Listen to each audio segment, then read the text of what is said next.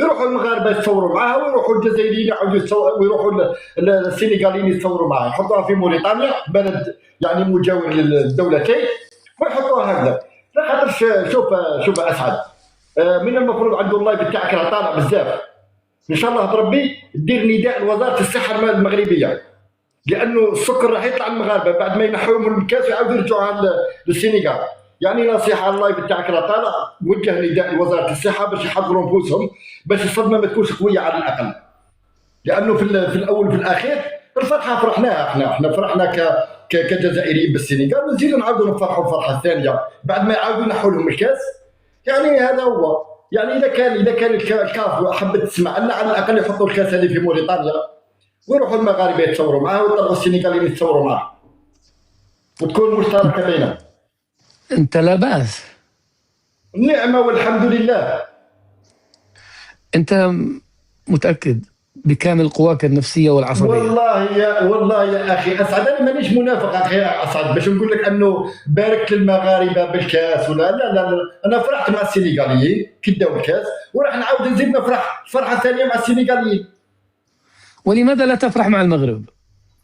انا هذه كره قدم، اذا كان السنغال دوله مسلمه، المغرب دوله مسلمه، اذا كان رجعناها في الديانه وفي الاسلام دوله مسلمه، فرحت السنغاليين داو الكاس عن جداره واستحقاق.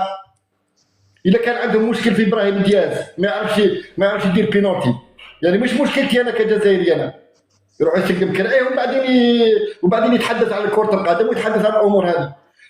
نزيدك حاجه اخي اسعد، ربما ما على بالكش باللي في 76 ما دارتش النهائي المغرب ما لعبتش نهائي، ما دارش كاس افريقيا في 76 بنهائي. النهائي الوحيد اللي خسرته امام تونس في 2004. و50 سنه وين تروح يا اخي اسعد؟ 50 سنه بدون فوز.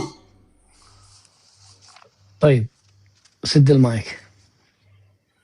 تصبح على خير، وان شاء الله بربي الفرحه تكون بعد العيد.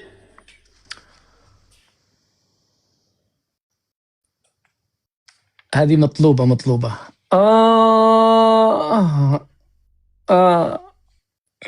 وليلة ليلة ليلة ليلة ليلة يا ليلة، أنا ليلة ليلة ليلة ليلة ليلة يا ليلة، منيتي أسهر معاكم ليلة واشتري بعمري.